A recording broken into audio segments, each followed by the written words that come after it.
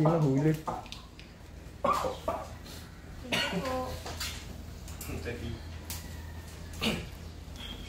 Masakit? Shit. Ako na. Punta ka na doon. Sir, you want to take a video of you? I'll take a video of you. Hindi ako pwede. Hindi ako participant eh. Thank you. Okay, so what we're gonna do is we want to balance the bike. So, paano natin ibabalance yung bike?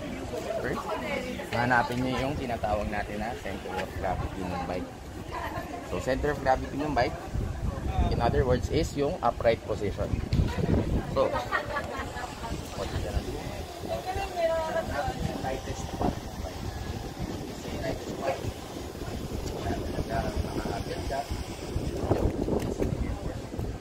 Unlike pagka pinunta mo sa upright position, you can see right side mirror.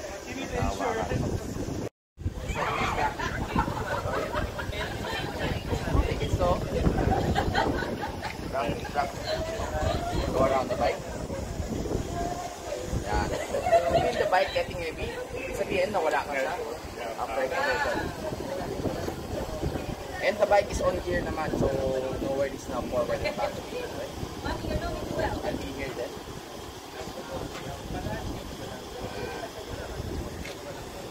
Yan, diba? Bumigat.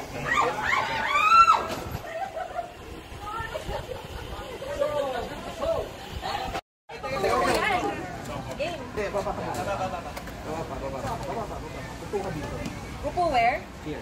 Here? Parang hindi. Upo pa. Upo like upo? Like that? Ito? Ah, okay. Push your leg. Push your leg. Push. I'm so happy! Use your butt, put it on the seat, and then use your butt to push the bike up. Okay. Don't keep your butt on the seat. Good. Yeah, and then chest up, chest up.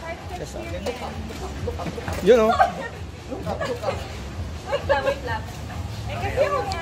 Yeah. Yeah, yan po. One more. Ubus ang kape mo.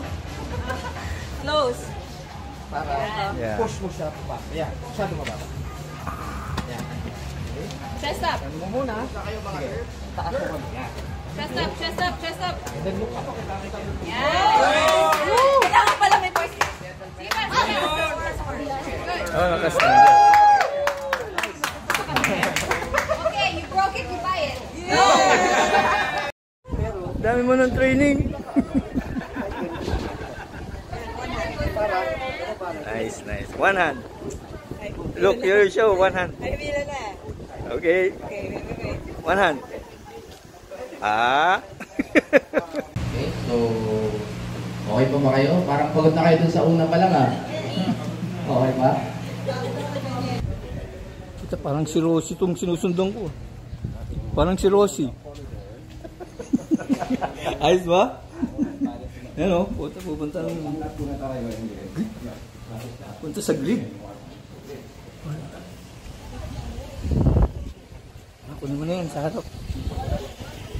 Aga mo gumising ah. Oo nga. Excited ka ba? How do you feel? Super excited. Nung nakita ko na yung mga bikes, andito na ako sa venue. Okay. Super. Nagising na ako eh. And what do you expect to learn?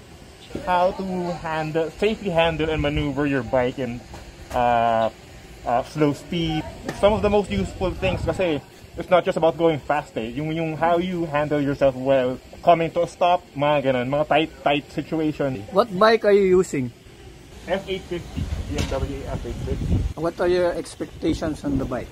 May nahinawa ako, mabigat eh. Pero may training naman and that's part of it. How to handle a heavy bike. So, now, makikita natin. Oh, Ars!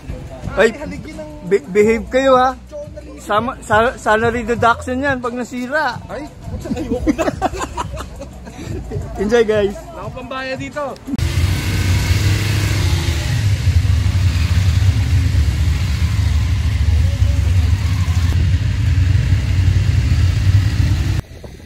Ano ba nangyari ito?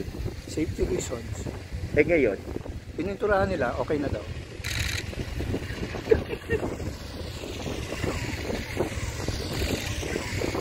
Ito wala akong bibiyahan. Tingnan mo, bagong pintura. Galing ako dun. How to do it? Go to the regular posture. And then, steering natin, hands natin should always be as light as possible. And then, look ahead. Look ahead.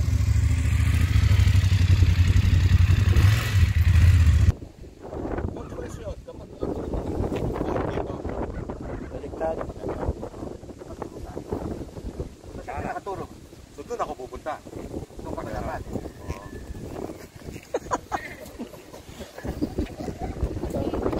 Usapang thunders. Usapang thunders. Thunders. Yan nakakaalam doon. Ang matanda. Usapang matanda. Apat lang tayo nagsapit. Alam namin yan. Alam na dis. Alam na dis. May cheering squad ah. Pag may mas, para kayo magkapatid eh. Yung dalawa oh.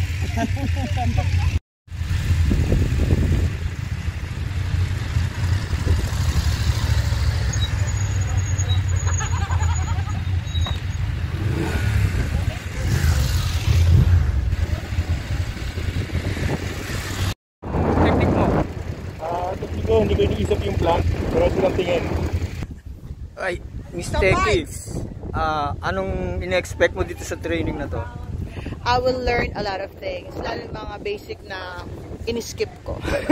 I love big bikes, lalo yung matataas at mabibigat. Okay. Adventure bikes too? Yes, I think so. Maro challenging. Okay, thank you. Enjoy. Top bikes.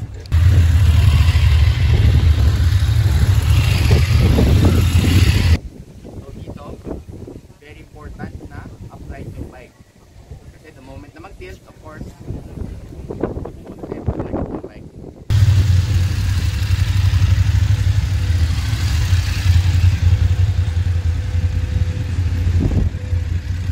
Dapat, pag nandito na ako, I start turning.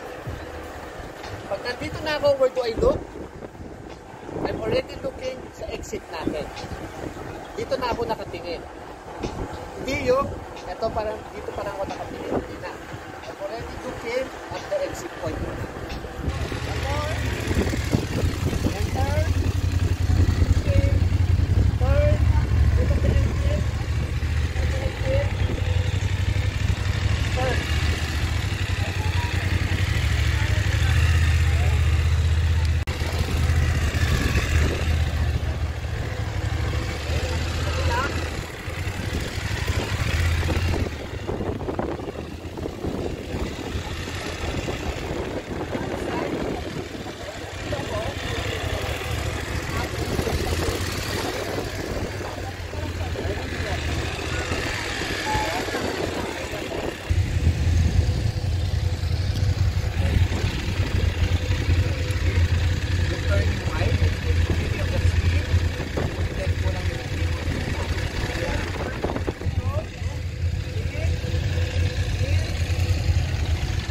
Yun.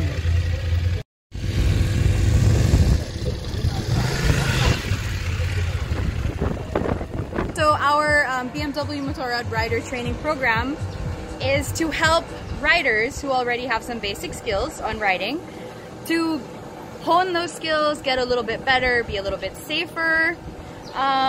You know, things that maybe perhaps we don't consider that we should train for, such as doing U-turns or avoiding little obstacles on the road.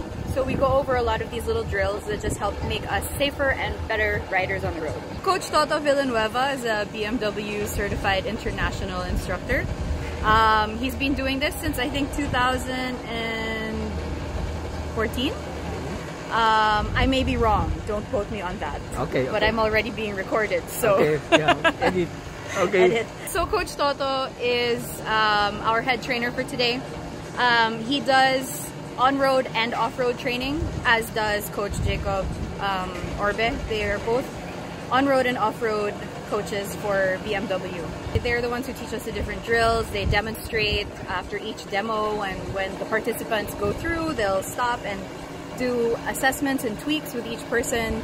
So although there's a larger group of people, it's still very individualized because they still take the time to work with each person. Throttle control, brake control, clutch control, saka body position. So remember, meron tayong stretch, which is we accelerate, clutch, brake, and then turn.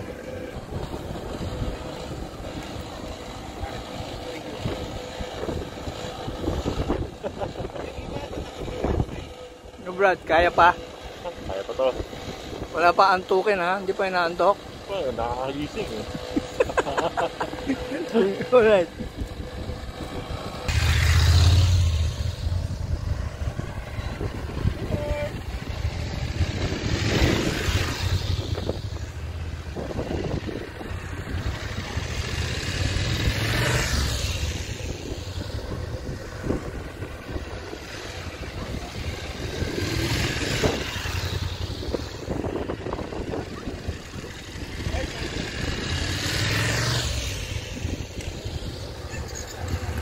Whoa! Whoa!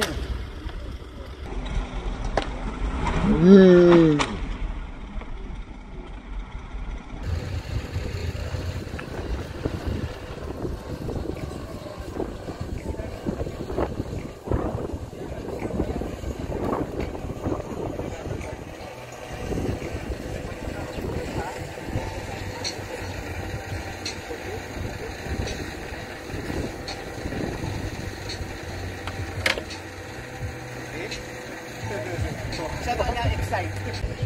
Kasi kanina tama na yung ano ko eh. Yung rhythm mo is there na. Kasi kailangan may rhythm yun eh. Ngayon, nung bumilis ka ng konti, you put more speed, that's the time na nag-wide ka na ng konti. Kaya natamaan ko yung python mo. Ah, tama ako. Tumama ka na doon. Kaya nag-slide. Okay. Slide. So, it is, ang ano kasi dyan is yung consistency.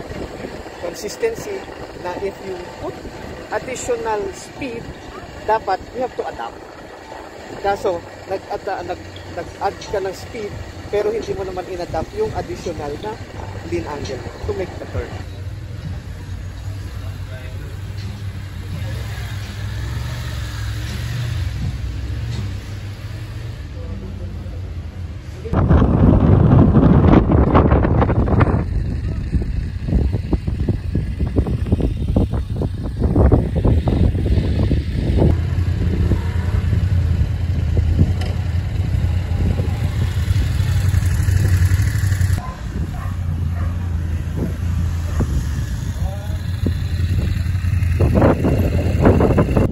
Drill natin is accelerate, siguro mga 50, 60, and then close throttle, clutch in, and then brake. So gagawin natin, we have an additional, yung grip natin is more grip dito sa knees natin and yung foot natin. I-grip natin siya na gano'n. Okay? Yung hands natin is always, wala pa rin ginagawa, is just to brake and control the bike.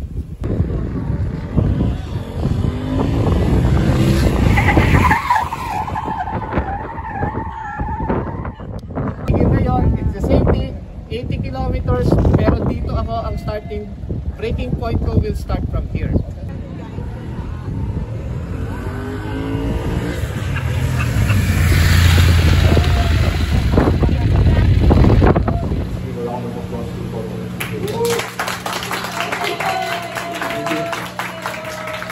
Let's also not forget the people who put this together, Tia, Karen,